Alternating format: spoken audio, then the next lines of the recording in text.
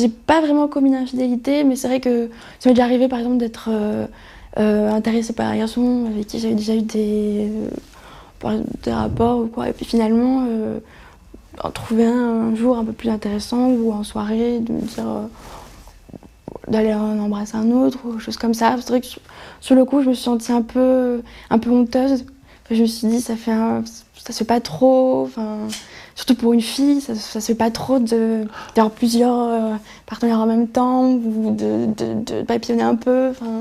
Du coup, il y avait toujours un peu, je sais pas. Pourquoi tu dis surtout pour une fille ? Parce que j'ai vraiment l'impression qu'en fait, quand une fille est à être un peu libérée du point de vue que ce soit sexuel, par exemple, il y a toujours beaucoup plus de jugement ou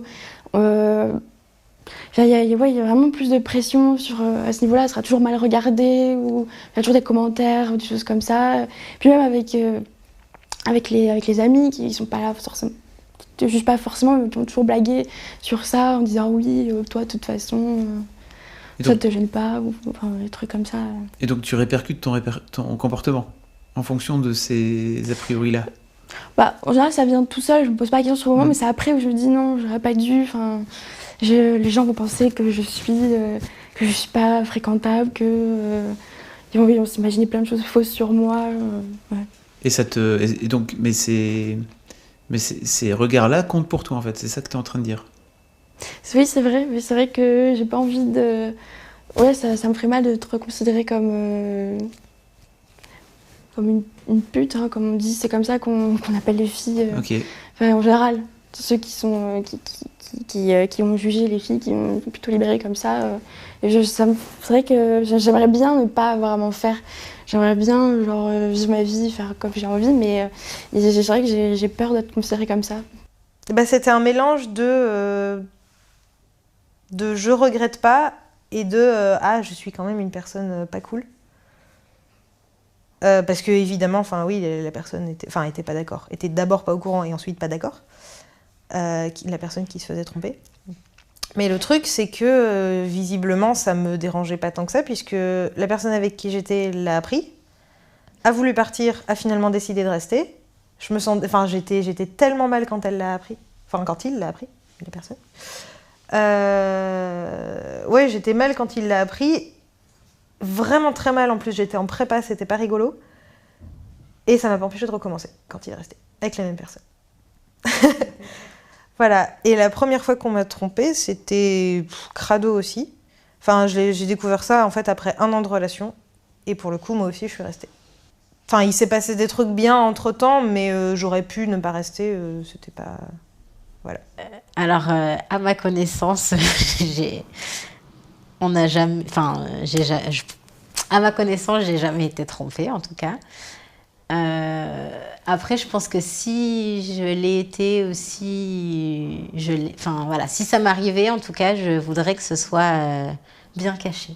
Je pense que, pour moi, c'est quelque chose de tout à fait envisageable, d'avoir, je sais pas, un petit coup de cœur pour quelqu'un sans que ça remette en question toute la relation qu'on a bâtie et qu'on a construite et qu'on a fait évoluer. Donc, si ça arrivait, il faudrait que ce soit très bien caché et surtout, il faudrait pas que la personne me le dise, parce que je pense que déjà, quand on le dit, c'est pour se faire du bien à soi-même et à sa propre conscience. Et voilà, si la personne se dit qu'elle a fait une bêtise, c'est à elle d'assumer sa bêtise. Et moi... j'ai déjà été infidèle en étant plus jeune, et du coup ça n'avait pas vraiment d'importance, quoi. Je me suis pas sentie mal, en tout cas. Je me suis sentie plutôt je me suis sentie attirante, le fait de pouvoir plaire à quelqu'un, même si c'est pas la personne avec qui j'étais en couple. Ça fait que tu te sens attirante et ça fait plaisir. C'est très égoïstement, ça fait plaisir. T'as l'impression de t'embourber dans un truc en fait, et c'est pas vraiment très cool. J'ai fini par quitter le copain avec qui j'étais parce que c'était pas c'était pas très honnête. Du coup, là, j'étais un peu dans la situation où ça aurait pu se passer. Et j'ai quitté mon copain parce que, enfin, en plus, ça allait plus. Et c'était un peu le truc révélateur de non, ça va plus. J'ai besoin d'être toute seule pour réfléchir, quoi. Est-ce que tu as déjà été trompée? Je crois, ouais. Et j'ai jamais eu la certitude. Mais je crois, ouais. Ça fait pas du bien non plus. Hein. C'est pour ça que du coup, j'ai préféré quitter mon copain plutôt que de lui être infidèle. Je pense que j'ai un peu culpabilisé. Mais à vrai dire, ça faisait un moment que je me retenais, donc du coup, ça a plutôt été un peu la libération, tu vois, de me dire, bon, bah c'est bon, voilà, tu l'as fait, tant pis, quoi, advienne que pourra maintenant, et voilà. Après la première infidélité qu'on m'ait faite, je me sentais très... En fait, j'ai tout de suite pardonné. Je pense que c'est quelque chose que ma mère elle m'a beaucoup enseigné, de le côté... quand t'as un homme, tu le lâches pas. Et c'est bête, en fait, parce que quand... tout le monde le dit, mais quand quelqu'un qui trompe une fois, il peut tromper 2 fois. C'est rare que ça soit un accident. C'est rare que le mec, vraiment... il fait un truc qui soit totalement contraire à ses principes moraux. Donc, je dis pas non, ne pardonnez jamais parce qu'on vous le refera. Je dis juste, prenez ça en considération dans votre décision au moment où vous réfléchissez, où vous dites, ok, est-ce que je le pardonne ou pas? Sachez qu'il peut le refaire et que là, ça n'aura pas le même impact que la première fois parce que vous avez une première fois pour vous préparer, pour prendre les dispositions nécessaires. Moi, je me sentais vraiment trahie. Je me sentais salie et en même temps, il y avait une espèce de concurrence super malsaine. J'allais tout le temps sur l'Instagram de la fille et je la montrais à tout le monde et je disais, est-ce que tu la trouves plus belle que moi? C'est horrible. Déjà, personnellement, j'avais pas énormément confiance en moi. Et le fait de savoir qu'il y avait quelqu'un d'autre qui rentrait dans la donne, je me disais, non, mais il faut que je fasse vraiment tout mieux. Parfois, j'ai essayé, quand je répétais un câble pour quelque chose, du genre me poser un lapin, quelque chose qui clairement mérite qu'on pète un câble, là, je me disais, non, mais le saoule pas trop parce qu'au pire, il peut partir avec l'autre, quoi. Bah, j'ai un peu culpabilisé. Mais en même temps, je crois que j'étais un peu en colère à l'époque. C'était en fait la personne que j'ai trompée. C'était une relation à distance que j'avais avec. Il était aux États-Unis et puis moi j'étais en France. Puis la première fois, enfin la seule fois d'ailleurs où je l'ai trompé, c'était un peu par dépit parce que ça faisait trop longtemps qu'on essayait de trouver un moyen de se retrouver et qu'on n'arrivait pas. Et que j'avais envie en fait de tourner la page. Donc du coup, c'était un peu... J'étais un peu culpabilisée, mais pas vraiment non plus. Et on t'a déjà fait une infidélité? Oui. Mais je sais pas jusqu'à quel point, mais en fait, j'étais tombée sur des messages quand j'étais en relation sur son portable. Et oui, on m'a déjà fait des infidélités. Tu l'as pris comment? C'est très mal. Très très mal. J'étais très blessée et très en colère. Et je l'ai mis au pied du mur, je crois, à l'époque. Et puis j'ai dû lui dire que je voulais le quitter. Et ensuite, lui, de son côté, n'a pas voulu du tout me perdre. Donc il a arrêté toutes sortes de messages ou de relations qu'il avait avec cette personne. Infidèle, oui, si. Si. En y réfléchissant bien. Oui, si. Mais pourquoi t'hésites en fait? Parce que c'était pendant le break, mais oui. Du coup si, parce que je savais que même si on était en break, lui, comme c'était pas fini, ça lui ferait de la peine si jamais il savait que c'était arrivé, et du coup je m'en suis quand même voulu après.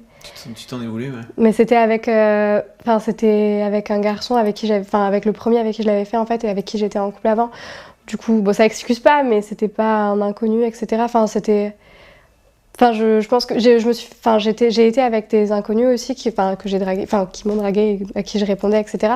Mais je suis pas allée plus loin parce que même si on était en break, je voulais pas lui faire de peine, alors que lui, comme je connaissais bien et qu'il était venu chez moi et que on s'entendait bien, ça s'est fait.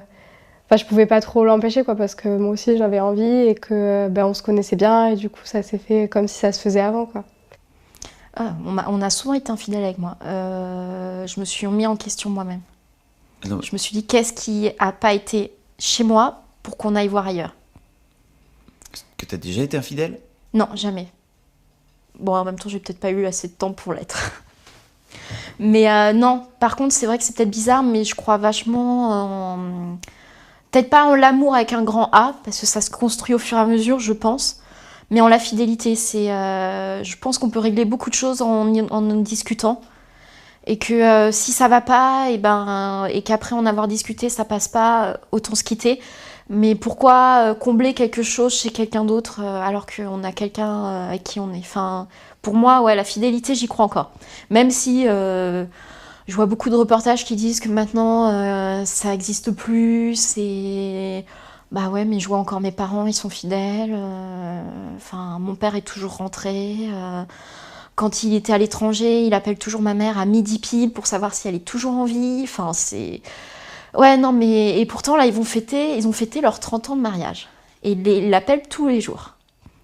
Donc je pense que, ouais, ça existe encore et il faut juste y croire. Il faut se donner les moyens. Je pense que c'est surtout ça. On est dans une génération où les gens se donnent plus les moyens de construire quelque chose. Quand ça va pas, ils partent et puis voilà, basta. Parce qu'ils ont un idéal et ils ont rencontré quelqu'un d'autre dans la rue ou c'est tout neuf, donc ils vont y aller, mais enfin, qui dit que c'est mieux ailleurs? Enfin, ouais, voilà. Et donc toi, tu penses que le taux de divorce aujourd'hui des couples, c'est juste parce qu'en fait, les gens se battent pas assez? Se battent pas assez. Parce que pourquoi avant, dans la génération de ma grand-mère, on reste... Alors, je dis pas que c'est bien de rester quand ça va vraiment pas. Parce que moi, j'en ai connu des grands-mères et des grands-pères qui se cognaient sur la gueule. Voilà, je dis pas que c'est pas la solution. Mais j'ai connu aussi des couples qui, pour moi, auraient pu durer. Et c'est juste qu'ils n'ont pas appris à dialoguer ensemble. Ils n'ont pas su se dire les choses quand ça allait pas. Voilà, c'est juste ça. Je dis pas qu'après, ça aurait duré dans le temps. Hein, mais voilà. Maintenant, on est dans la facilité d'attendre que ça pète vraiment. Et ça pète tellement que ça peut pas se reconstruire. Alors que si on va en amont et on essaie de dire les choses un peu plus simplement, voilà.